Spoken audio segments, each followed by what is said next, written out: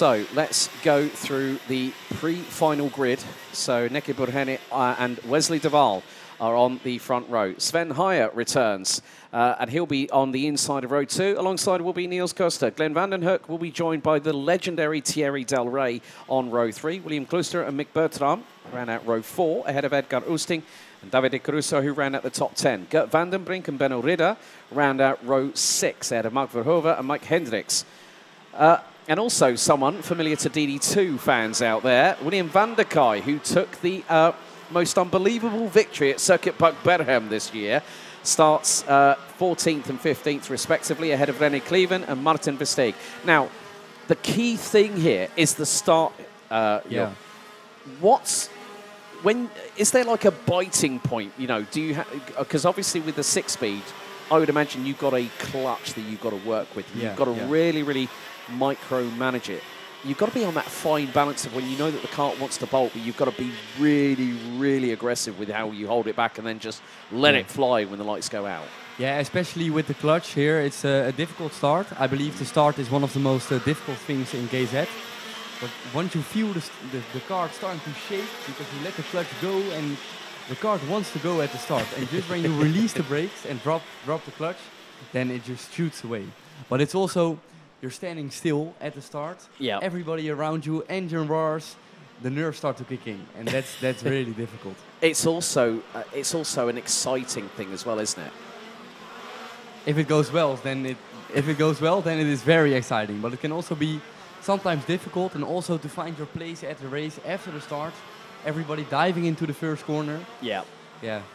Well, this is the pressure cooker situation where also there has been some big news dropped by Kvin Winkel. He has parted company after a 2.5-year association with SP Motorsport, so will not be taking part in this weekend's activities in KZ2. Their pre-final is up next. Now, this sound. Yeah.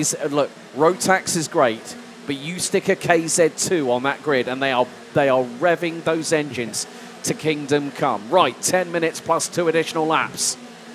Burheni and de Waal on the front row of the grid. It is going to be the case of when the flag marshal goes away. Red lights on the gantry. We're underway, and it's a good start by de Waal. Mugs Burheni as there is a little bit of a moment going through into turn 1, but Wesley de Waal gets through for the race lead. Niels Koster up the inside of Neki Burheni takes P2 as they go into turn number 3. Now this is a very difficult part of the circuit here, Job, because they are also accelerating, but they're shifting up and shifting down at the same time in certain corners. Yeah, there's so many gear shifts in a lap. I believe here around 30 in one lap. Yeah, it's bizarre. It is, because I was listening to them coming out of the final left-hander, and they're going up from 1st, 2nd, 3rd, 4th. They're actually shifting up to 5th through turn 1 at about 120 kilometers an hour as Wesley de Waal is really being hustled coming down across the start-finish line. But Hennett right on his case at over 140 kilometers an hour. But Hennett sends it up the inside through into turn 2 and he goes sideways. Oh my goodness me. That was a heart-in-the-mouth moment. Neki Burheni had the run on Wesley de Waal, but just completely dropped the back end sideways to the left through turn 2. That's heart-in-your-mouth moment stuff there, Job. Yeah, it just looked like he overshot the corner, or maybe a lock-up on the front brakes, and then he overshot it. But now Wesley de Waal back into the lead. Yes, and now pulling a gap. Because Niels Koster looks to be in second position. Sven Heijer will be in. No, Sven Heijer's in second, and then I think we've got Thierry Del Rey up now into 4th position from 6th on the grid. Oh no, that's contact. Neki Burheni doing it again, and it's caused more dramas. And that is the 141 of van den Hoek out of the race. Helmet in the hands. Oh, disaster. Well, they do say sometimes lightning strikes twice. And with Neki Burheni twice into the same corner and causes a big incident. Yeah, and you also saw the frustration of Van den Hoek. It's such a shame. Well, that's two. I think probably the back axle on Neki Berheni's CRG is probably gone by the wayside. However, the battle up front is going to be between Wesley de Waal and Germany's Sven Heyer, on home soil, no less. Mick Bertram and Edgar Oosting ran out the top four ahead of Davide Caruso from Germany. It's getting a bit close here between the 156 of Mike Hendricks and I think that's the 188 of René Cleven. But again, just it's now starting to stabilise a little bit. And there is no full course yellow at the moment, folks. But that send from Berheni, I think he's probably going to get more than a slap on the wrist and a talking to in the awning after that, like saying, the first one we can understand, the second one, why did you go for it? You know from your own experience that if you don't go for a gap, as Ayrton Senna once said, you're not a racing driver. But you've got to have that presence of mind whereby you can go, yes, I can make that, or I could, but it's going to be on the edge. It's going to be on the precipice. It's also difficult here with the debris and the sand next to the racing line. When you go for the overtake, you just have so much less grip than the driver you're overtaking, and it's really easy to overshoot it. Now, whilst these drivers are battling, you've moved into cars now, haven't you? The Porsche Caymans. Yeah. Talk to us a little. We'll talk about that in the break in between KZ2 and KZ2 Masters. But you're really enjoying that at the moment, aren't you? I really am. It's such a nice car, and it's a really, it's the next step from karting. So, are you going to go back to Supernats? Is the big question. I don't think so. You could have gone back to PSL this year. Could have gone back to PSL, but never mind. But karting's loss is everyone else's gain. But that's a bit of a good old move there by William van der Kai in the 104 on the Birlart chassis. Having a bit of a ding-dong there with Mike Hendricks and Niels Koster, who has dropped all the way down to the 10th spot. But in the meantime, with 5 minutes and 40 seconds still to go, plus 2 additional laps, Wesley de Waal pulling away from Sven Heyer. And one of the good things about KZ2 Masters, like any kind of karting job, is the fact that when you are in the front of the field and you have clean air, it's like a qualifying session, is it? You can push to your heart's content, but don't overstretch the tyres. No, that is really true. You see in Rotex classes and automatic classes that the whole field stays together like a train because slipstream is so important. But the KZ has enough power to pull away from the slipstream. So that's why we have like the gaps in the front. And also Wesley de Waal, who pulled a bit of a gap of a full second now. Yeah, we've got, I think that's Davide Caruso versus Thierry Del Rey. That's the final position in the top 5. René Cleven's now dropped down to 10th position behind Mike Hendricks, William van der Kai and Niels Koster. But yeah, Thierry Del Rey, always happy to get back behind the wheel of a shifter kart.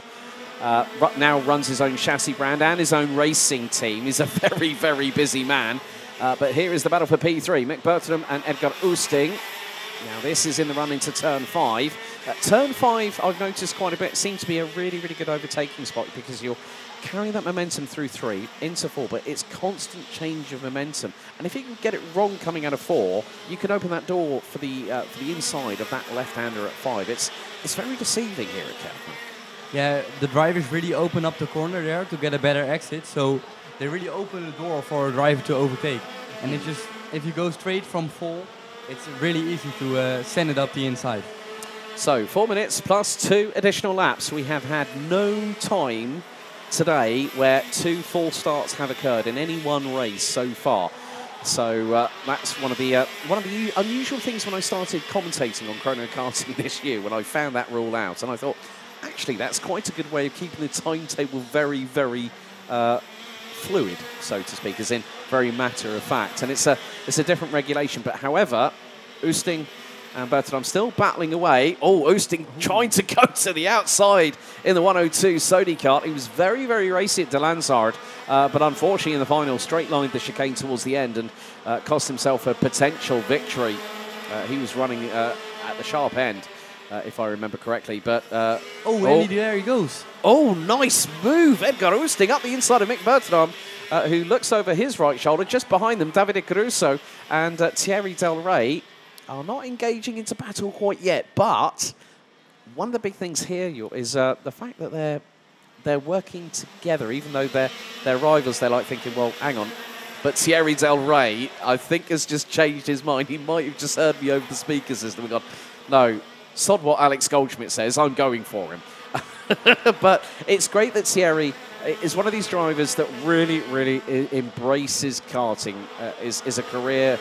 His career has been made through karting. When you say like Martin Kramers, Joe Turney, Lorenzo Travisanuto, some of the big players, Davide Fori, at 48 years of age, still competing, won the KZ2 Masters Super Cup at Wackersdorf after a titanic battle, after I think was probably the best part of nearly 25 laps at Pro Kart Raceland. You know, he's made his career in karting, and it's great to see people like, and personalities like Thierry, always got a smile on his face, but you know, he might have a smile on his face when you see him in the paddock. When he puts the visor down, he's just like anybody else. He goes hell for leather. Yeah, you can really see the enjoyment for the sport and the passion here. And also, it's really nice that they have classes like the KZ2 Master, where people just keep on driving year after year after year, even if they get older. I think also the good thing is that after the influx that they had for Wackersdorf last year, that the KZ2 Masters class actually has a CIK FIA European Championship this year, yeah. which is really, really great, because it means that you get all the old gladiators. Right, okay. We have got 3 jump start penalties. Neki Burheni, 126. Van der Kai, 104. And 188, René Cleveland. So they're going to get a 3-second penalty post-race for a jump start. We've got a minute and a quarter still to go, plus the additional 2 laps. Well, Sven Heyer was 1.2 seconds behind Wesley Duval, but that has all changed, because Sven Heyer has dropped all the way down to 13th position. So that means Edgar Oosting is now second, ahead of Mick Bertram. There's the battle for P4 on the road, with Davide Caruso from Germany and Thierry Del Rey, the veteran Belgian driver, rounding out what is the top 5. Van der Kai currently on the road is P6, up 9 spots. That's going to change post-race. That's probably going to drop him round about to 9th place. But perfect conditions for racing as well, Job, as well. yeah, with the sun out here, and the track is really, really grippy, so the track condition seems really good this weekend. They put in really fast times in qualifying. And yeah, with the sun out here at Kerpen, it's just a beautiful track to drive. Definitely the case. It's always, my first visit here was with RMC Club Short. At the time was the entry level for Rotax Max Challenge Germany, with the organizer and promoter being Andreas Matis, who are now glad to be back with RMC Germany for 2024 ahead, along with Sebastian Bauer, having commentated, he's commentated over the championship for the last 2 years, and I did 2020 and 2021 when we went to Sarno before we all got locked down in our houses and everything. I made the announcement at Sarno and then had to wait till August to go to Eastern Germany at Mulsen. However, 2 laps to go, and Thierry Del Rey is not giving up quite yet in the battle for P4. He's got this plus an additional lap still to go.